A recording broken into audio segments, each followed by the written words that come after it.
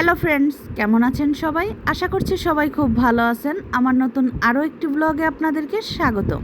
তো সকালবেলা ঘুম থেকে উঠে সব কাজকর্ম করে স্নান পূজা সব কিছু কমপ্লিট করলাম। এখন সবাই আগে সকালবেলার নাস্তা খাওয়া দাওয়া শেষ করব, তারপর রান্না বান্না করতে যাব। সকালবেলার নাস্তায় আমরা খাচ্ছি মুড়ি মাখা, চা আর হচ্ছে বনরুটি। তো মুড়িটা আজকে ভেজে তারপর মেখে নিছি, সাথে দিছি বাদাম, কাঁচামরিচ, পেঁয়াজ, কালো জিরা, আদা সব কিছু কড়াইতে একসাথে দিয়ে ভেজে তারপর মুড়িটা মেখে নিছি। এই তো নাস্তা খাওয়া দাওয়া শেষ করলাম।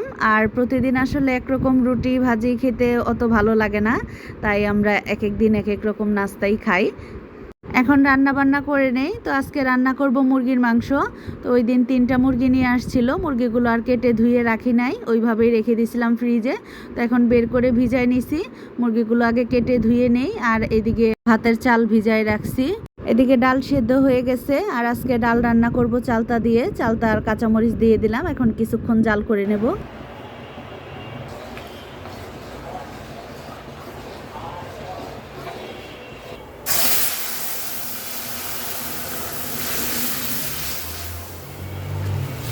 এখন মাংস রান্না করব। তো মাংস রান্নার জন্য আলুগুলো আগে ভেজে নিলাম।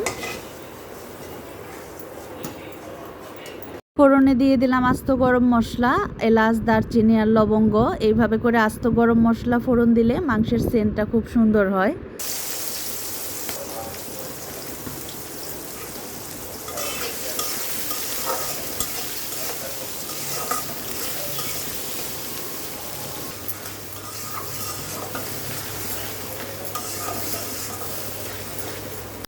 মশলা মাংস সব কিছু দিয়ে ভালো মতন কষাই নিয়েছি। এখন ঝোলের জন্য জল দিয়ে দেব।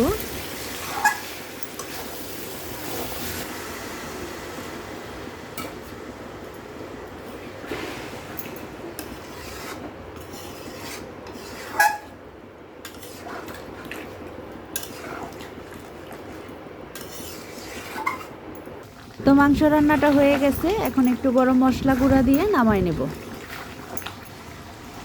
এখন হচ্ছে মাছ ভাজি করে নেব। তো আজকে তো মাংস আর ডাল রান্না করছি, সাথে অন্য কিছু আর রান্না করি নাই।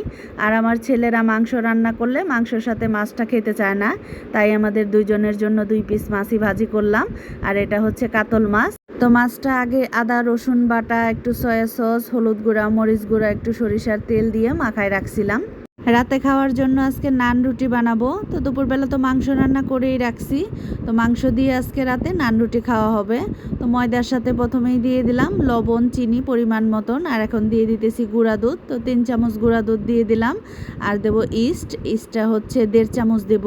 এখন সব শুকনো জিনিসগুলো একসাথে মিশাই নেব, আর এরপর দিয়ে দেব একটু তেলটা দিয়েও ভালো করে এখন ময়ান দিয়ে নেব। আর দেব একটা ডিম। তো ডিমটা দিয়েও ময়দার সাথে ভালো করে মিশাই দেব। সব কিছু দেওয়া হয়ে গেছে, এখন একটু একটু করে জল দিয়ে ময়দাটা মেখে নেব।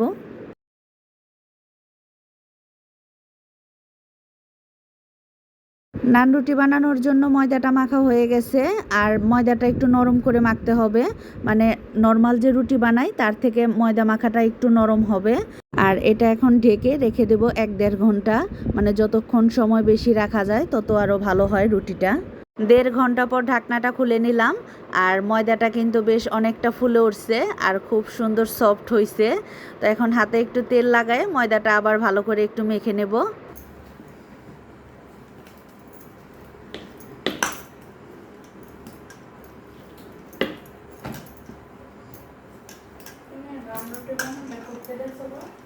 তো ময়দাগুলো মেখে এখন রুটিগুলো বেলে নিতেছি।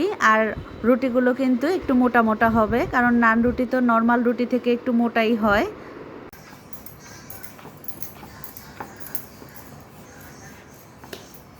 এখন রুটিগুলো ভেজে নেব। তো রুটিগুলো আজকে ফ্রাই প্যানে ভাজবো। আমি লোহার তাওয়াতেও ভাজি এই রুটিটা। লোহার তাওয়াতে দিলে তখন রুটির এক পিঠে একটু জল লাগায়ে লোহার তাওয়াতে দিলে ওইটাও খুব সুন্দর হয়।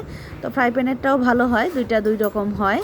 তো রুটিগুলো তাওয়াতে দেওয়া মাত্রই কিন্তু এই যে ফুলে ফুলে ওঠে, এই জিনিসটা দেখতেই বেশি ভালো লাগে।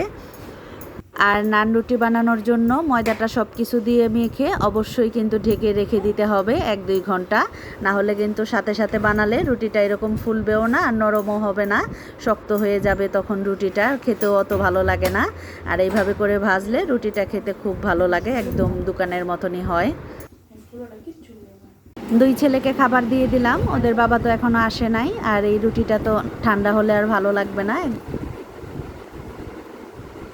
কেমন হয়েছে নান রুটি? একদম দোকানের মতো। দোকানের মতন হয়েছে। দেব কেমন হয়েছে?